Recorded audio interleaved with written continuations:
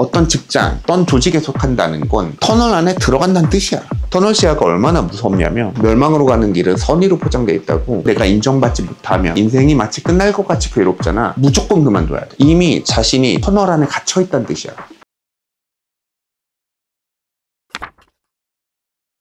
터널 시야라는 단어를 아세요? 눈 질환 중에 하나야. 우리가 앞을 바라볼 때 뭔가 막혀있다는 생각이 들어 안 들어? 시야각이 사실은 우리 뒤에 못 보잖아요. 곤충이나 이런 것처럼 볼 수 있는 시야가 아닌데도 불구하고 전체를 다 보고 있다는 생각이 들잖아. 근데 터널 시야 증상이 있으신 분들은 까맣게 여기가 이렇게 가려져 있어서 특정한 곳만 보이는 거야. 여러 가지 이제 원인들이 있을 수 있어요. 뭐 백내장이나 이런 것들로 망막에 이제 손상이 있어가지고 외부 쪽에 상이 맺히지 않는 경우나. 왜 이거를 근데 터널 시야라고 부르는지는 이해가지. 우리가 터널에 들어가서 밖을 보면 어떻게 터널 부분은 까맣게 보이고 터널 바깥에만 세상으로 보이잖아요. 그래서 내 시야가 극단적으로 좁아져 있는 경우에 이거를 터널 시야라고 해요. 같은 예로 우리가 이럴 때도 많이 써요. 내가 경찰이야. 수사를 해. 내가 봤을 때 A가 범인이야. A가 범인인 게 뭔가 느낌으로 너무 확증이 가. 너무 얘가 범죄자 같은 거야. 그러면 모든 상황과 정황 증거들이 다 A가 범인인 것만 눈에 자꾸 들어오는 거야. 그런데 알고 왔더니 B가 범인이잖아. 진실을 알고 나면 그때 B가 결정적으로 범인일 수 있는 증거가 이렇게 많았는데도 왜 이거 B를 못 봤지? 이렇게 놓치게 되는 거야. 내 시야가 이렇게 좁아지는 거야. 그래서 본인이 어떤 상황에 너무 몰입해 있을 때 자신의 시야가 자연적으로 좁아지고 그 앞쪽만 보이는 거를 우리가 보통 터널 시야라고 해요.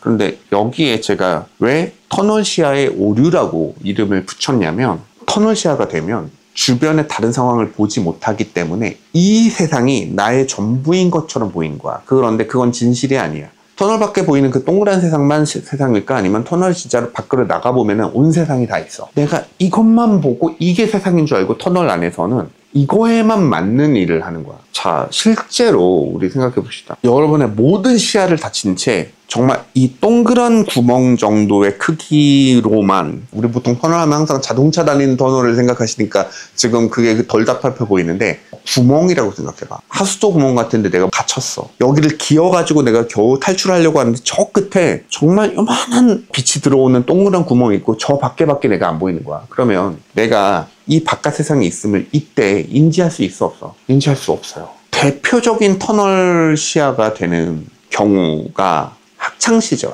세상은 학교만 있어? 아니면 학교 바깥에 어마어마한 세상이 있어? 내 학교 동기들과의 어떤 관계도 학교 바깥을 벗어나는 순간 서로 연관이 있어 없어? 거의 없지. 얘가 나한테 좋은 친구였을 경우에는 친구로 남아있는 경우는 있지만, 나를 괴롭히던 친구도, 나랑 싸우던 친구들도 사실 학교 바깥에 나와서 그때도 계속 이 학교 안에 있었던 원한 관계를 지속해서 가지고 싸우는 사람들 본 적 있어 없어? 없단 말이야. 심지어는 뭐조차도, 괴롭히던 사람들조차도 없단 말이야. 근데 우리가 학교 안에 있을 때는 뭐가 전부인 것 같아? 학교가 전부인 것 같아, 이 세상에. 학교 바깥을 보이지 못해. 게다가 학생들은 뭐니까? 학교 바깥을 경험해 본 적이 없어. 너무 이른 나이에 학교에 보내서 학교 생활만을 12년을 하게 만들잖아. 우리 사회가 그래.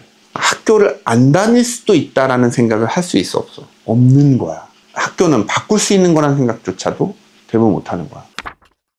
내가 학교에서 친구들로부터 따돌림을 당하고 괴롭힘을 당하잖아. 이때 나를 구제할 수 있는 다른 방안이 생겨 안 생겨? 보이지가 않아. 내 시야가 매우 좁아져 있기 때문에 모든 학생들은 학교 안을 통해서만 바깥을 보게끔 애시당초에 세팅이 돼 있어. 애시당초 모두가 터널 비전인데, 여기서 내가 괴롭힘을 당하고 그 괴롭힘을 당하는 친구들이 내 옆에서 오래 있으면 있을수록 그게 같은 반 친구들이거나 이랬을 경우에는 내 시야를 더 좁게 만들어. 이게 바로 외부의 안 좋은 자극이 자신의 시야를 더 좁게 만드는 거야. 자, 예를 들어서 내가 지갑을 외부에서 잃어버린 건 아니야. 내가 분명히 어제 저녁에 확인했었어. 그래서 집안에 있는 것 같은데 안 보인단 말이야. 그랬을 때 아무런 일이 없고 지갑이 안 보이네. 그래서 지갑을 찾아. 이때 찾을 확률과 택시를 불러놓고 이제 카카오 택시가 오고 있는데 3분 남았는데, 근데 그때 내가 지갑 어디지? 지갑 어디지? 이랬을 때 찾을 확률과 어느 쪽이 더 찾을 확률이 높을 것 같아? 급하게 찾으니까 이게 확률이 높을 것 같지만, 마음이 급하면 급할수록 자신의 시야는 더 좁아지는 거야. 그래서 바로 앞에 있는 것도 오히려 못 보게 될 확률이 높아져. 외부로부터의 강한 푸시가 있으면 있을수록 나는 더 심적으로 쫓기게 되고, 그러면 내 쫓기는 심정은 나를 뭐해? 더 정상적인 판단으로부터 멀어지게 만들어. 제가 2015년에 처음 창업했어요.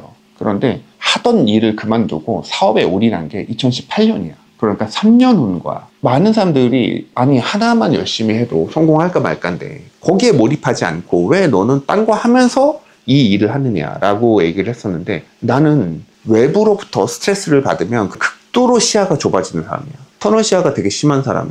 정상적으로 돈을 벌고 있는 나의 직업이 없어진 상태에서 이 가게만이 나의 전부잖아. 그러면 나의 시야는 어떻게 될 거야? 매우 좁아질 수밖에 없는 거야. 여기서 내 목숨이 왔다 갔다 하는 거야. 이 자극이 강하면 강할수록 나는 시야가 더 좁아지니까 그때 내가 옳은 선택을 할 가능성이 높을까? 틀린 선택을 할 가능성이 높을까? 오히려 틀린 선택을 할 가능성이 높아. 무리한 선택을 통해서 내가 하지 말아야 할 걸 할 수도 있는 거고, 반대로 충분히 해도 될 만한 사업적인 선택과 기회가 있었는데도 불구하고 실패에 대한 두려움 때문에 이거를 놓칠 수도 있는 거고, 이거는 개인의 성향에 따라서 달라. 그런데 어떤 성향의 사람이든 사실은 옳은 판단이 아닌 판단을 할 가능성이 되게 높다고. 자신 시야를 스스로 좁히는 행위를 하지 말아야 돼. 그래서 우리는 터널 시야가 되지 않도록 만드는 게 되게 중요해요. 터널 시야가 되게끔 만드는 가장 큰 이유 중에 하나가 바로 결핍이야. 시간의 결핍 또는 돈의 결핍. 이 두 가지가 나의 상황을 훨씬 더 어렵게 만들어. 오랫동안 시험을 준비하는, 뭐 공무원 시험도 있을 수 있고, 뭐 회계사나 노무사 시험도 있을 수 있고, 예전에는 사법고시 같은 것도 있었고, 내 친구 중에서도 공무원을 거의 7년을 준비한 친구가 있어. 그 친구는 인생에 한참 일하고 자기 커리어를 쌓을 시간에 취업 준비한다고 보냈던 시간까지 합치면 거의 10년이거든. 사실 남이 인생의 대부분의 성과를 이뤄낼 시간을 다 날린 거야. 그런데 자기에게 그 공부가 맞지 않음을 인지할 수 있는 시간은 사실 그 전에 충분히 있었어. 충분히 있었는데도 불구하고 이미 내가 30대 중반이 돼버렸어. 이 시험을 준비하다가 내한테 다른 길이 있어 보여? 없어 보여? 그런데 35과 25이 다를 게 크게 없어. 100대 시대잖아. 나중에 65세와 75세의 차이를 생각해 봤을 때는, 그러면 내가 35에도 다시 뭔가를 시작하고 마음먹고 하면 돼. 그런데 뭐가 안 되는 거야? 자신의 시야가 있는 대로 좁아졌어. 이제는 나한테 뭐 봐? 이 시험밖에 남아있지 않은 것처럼, 이 시험을 계속 준비하고 있을 때만 내 삶이 의미가 있고, 그렇지 않을 때는 삶의 의미가 없는 것처럼 보이는 거야. 그러니까 이 친구가 우수하고 끝내기로 했는데 또 1년을 보내고 또 1년을 보내고 뭐 하긴 싫어. 터널 바깥으로 나가는 것 자체를 두려워하게 되는 거야. 이 영상을 보시는 분들의 대부분들이 아마도 직장인일 거야. 그 나이대가 제일 많이 보시는 걸로 나오더라고요. 회사에 너무 몰입하지 마세요. 회사는 언제든지 그만두고 다른 데로 옮길 수 있는 데야. 이 회사를 위해서 내가 목숨 바쳐 일하지 마세요. 자신의 인생이 이 세상의 전부인 거지 자신의 회사가 이 세상의 전부인 건 아니야. 그런데 마치 이 회사에서 내가 인정받지 못하면, 내가 이 상사한테 인정받지 못하면 내가 인생이 마치 끝날 것 같이 괴롭잖아. 그러면 무조건 그만둬야 돼. 이미 자신이 터널 안에 갇혀있다는 뜻이야. 그만둬 보면 여러분은 3일도 안 돼서 깨달을 거예요. 아, 이렇게 아무것도 아닌 일이었구나. 결국은 우리는 어떤 집단에 속하고 어떤 직장 아니면 어떤 조직에 속한다는 건 결국은 내가 터널 안에 들어간다는 뜻이야. 근데 그 터널은 두 가지 역할을 할 수가 있어. 비바람과 외부의 찬바람부터 나를 보호해주는 동굴의 역할, 집의 역할을 할 수도 있지만, 이거 바깥을 내가 못 보게 시야가 단절이 되면, 여러분들은 그래서 항상 터널 어디에 있으셔야 되냐면 입구에 있어야 돼요. 터널의 입구에서 비는 피하고 바람을 피하는데 바깥의 동태를 살필 수 있게끔 돼야 돼. 그런데 터널 안에 너무 깊숙하게 들어가 계시면 위험해요. 어린 친구들은 올바른 판단을 할 수 없는 미성년자일 수 있지만, 우리가 성년이 되어서도 이런 상황이 됐을 때는 사회에서 이거를 구제해주고자 하는 어떤 노력이나 손길이 애시당초에 훨씬 적어. 그래서 여러분이 직장 내에서 지나친 스트레스나 뭔가 불합리한 대우로 너무 이제 고생하고 계실 때는 학생 때만큼 부모님이 안 계셔. 부모님도 너 회사에서 혹시라도 따돌림 당하니, 아니면 회사에서 직장 상사가 뭐라 그러니 하면서 부모님이 그거 물어보나? 아니지. 심지어 배우자도 그거를 잘 몰라줘. 딱 큰 어른이 회사 다니는데 거기서도 자기 혼자 제대로 못해라고 차갑게 오히려 냉소적인 대답이 들어오기 마련이란 말이야. 그런데 이게 진짜로 내가 꾀부리는 건지 아니면 정말로 내가 터널 안에 갇힌 건지는 여러분들이 제일 잘 아실 것 같아요. 그 상황부터 일단은 판단을 정확하게 하셔야 돼요. 터널 시야가 얼마나 무섭냐면, 제 주변에 정말 많은 지인들, 특히 동생들이 멀쩡한 좋은 기업 다니는데 신용불량자가 됐어요. 왜 그런 줄 알아? 부모님이 자기한테 돈을 계속 뺏으시는 거야. 그러니까 부모님 사업하다가 큰 사고를 쳤어. 그런데 이거를 자식한테 너는 대출 나오잖아. 너 직장에서 대출 나오지. 잠깐 쓸게. 그러면서 1억 5천씩 빌려가. 그리고 나서 부모님은 그 돈 다 또 다시 날려. 그리고 얘는 그거에 대한 이자를 갚으면서 내 생활을 하면서 불가능한 거야. 그러다 보니까 본인이 파산을 하는 거야. 근데 이게 왜 이걸 터널 시야라고 하냐면, 누구의 터널 시야냐면 1차로 누구야? 부모님의 터널 시야.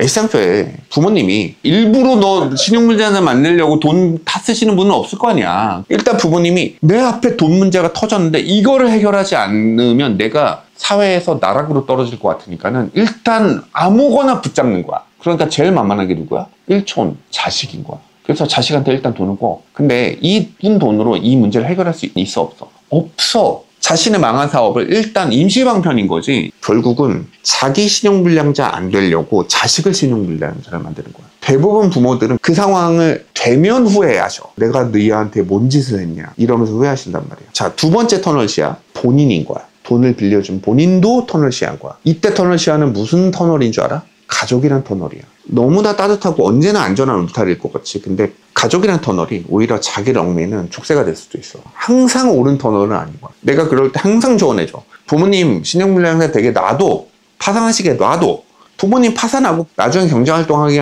힘들어서 먹고 사실 게 없다면 그때 도와드려. 절대로 부모님을 위해서 대신 보증을 쓰거나 아니면 대신 돈을 빌려주지 마 라고 항상 얘기를 하거든. 근데 어떻게 엄마인데, 어떻게 아빠인데, 어떻게 그러냐고 하면서 돈을 빌려줘. 그리고 나서 자신의 인생도 같이 망해. 그럼 부모님 신용불량자 대 자기 파산에 이 집안에 앞으로 희망이란 있어 없어? 없어져. 그런데 내 가족이란 울타리가 나한테 너무 큰 사람들이 보통 그런 실수를 저들려. 이거를 내 아빠랑 상관없이 이 상황이 회생이 가능한 상황인가 아닌가를 객관적으로 봐야 되는데, 그거를 보지 않고 일단 아버지 부탁이니까 들어드리고 본단 말이야. 제 주변에 너무 많아요. 그리고 여러분들도 주변에 그런 일 당하시는 분들 아마 되게 많을 거야. 근데 야, 부모가 자식한테 그래서 저러냐? 터널 안에 들어가면은 누구나 정상적인 판단을 할 수가 없어. 그래서 여러분들이 혹시라도 지금 어떤 터널에 갇혀 계신다면, 그리고 앞으로도 많이 갇혀 계신다면, 아까도 말했지만 터널에 우리가 안 들어갈 수는 없어. 근데 갇혀 있으면 안 돼. 항상 터널의 입구에 계셔라.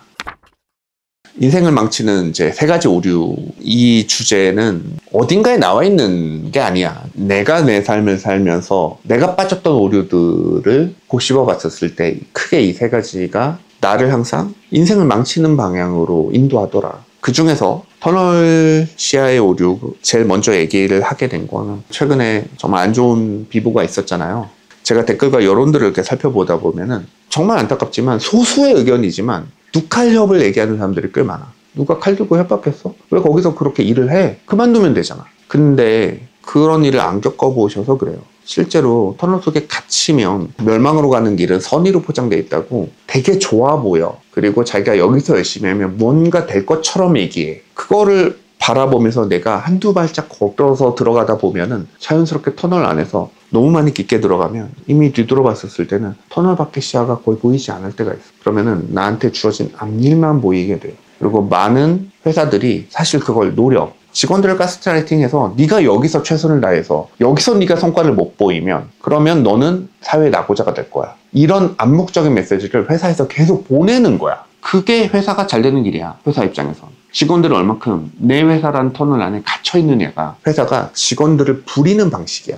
여러분들은 그 부리는 방식에 부려지지 않았으면 좋겠어요. 저는 여러분들이 몸담고 있는 조직을 위해서 있을 때는 최선을 다하되 더 좋은 자리가 있는지 이직할 수 있는 기회를 항상 열어두고 생각하는 거를 추천드려요. 그리고 이때 본인이 이직하려고 하실 때 너 어떻게 그럴 수가 있니? 너 우리 회사가 해준 게 뭔데? 이렇게 나오는 조직이면 여러분들이 이직하게 된 게 천만다행인 거고, 여러분들을 박수치면서 보내주는 곳이 사실은 진짜 좋은 직장이었던 거야.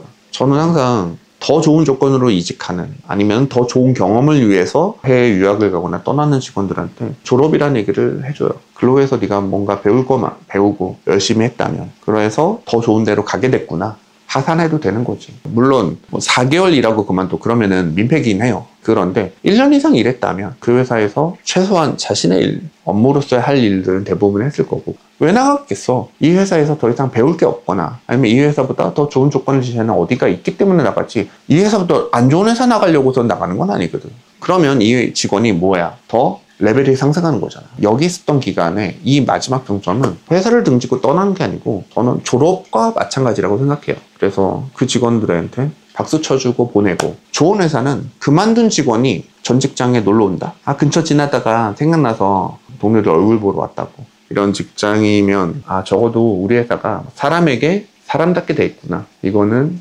아마도 아실 수 있을까 싶어요. 제발 결혼식 때 청첩장만 보내지 말고 이렇게 평소에 지나가다 비타 500이라도 한 박스 들고 놀러 오시란 말이야. 제가 올렸던 영상들 중에서 가장 좋아요 대비 실화수가 많았고 악플의 비율이 많았었던 영상이 뭔지 알아요? 국내 여행, 해외여행이에요. 사실 예상하기도 했어. 니 같은 게 돌아다니는 게 외야 낭비다 이러면서. 제가 왜 그렇게까지 해외여행을 추천을 드리냐면 나라도 터널이 될 수 있어. 한국이란 사회가 거대한 터널이야. 저는 지극히 개인주의적인 사람인 거고, 여러분 개개인이 잘 됐으면 좋겠어요. 우리는 이 땅에 민족과 국가의 번영을 위해서 태어난 게 아니야. 여러분들의 나의 행복을 위해서 태어난 거지. 그래서 한국이란 사회가 하나의 여러분들에게 거대한 터널이 되어 있을 때 그 바깥을 좀 벗어나서 보시기를 추천드리는 거예요. 그 바깥에는 항상 좋은 것만 있지 않아. 그래야 못도 알 수 있어. 아, 우리 터널이 그래도 쟤네 터널보다 낫네도 알 수 있는 거고, 쟤네는 저렇게 그지 같은 터널에 있어? 어머, 우리 터널 좋았네. 반대로 우리 터널이 좀 문제가 있구나. 여러분들 시야가 넓어질 수 있는 경험이 되기를. 그래서 저는 리조트 여행 반대하지 않아요. 저도 좋아하고 호텔 얼마나 좋아해 아시잖아요. 아니, 또 떠남보다 호텔을 많이 다녔어. 정상이 아니지. 그런데 젊은 시기에 한 번은 배낭여행으로 세상을 돌아보는 건 반드시 필요한 것 같아요. 나이 드셔서는 내가 경제적으로 충분한 여유가 있었을 때는 호캉스를 가시고, 아직 내가 20대 피 끓는 청춘이다 그랬을 때는 세상을 보기 위한 여행을 한 번쯤은 가시기를 추천드려요. 나를 둘러싸고 있는 모든 터널로부터 내 시야를 해방시키자. 진짜 끝.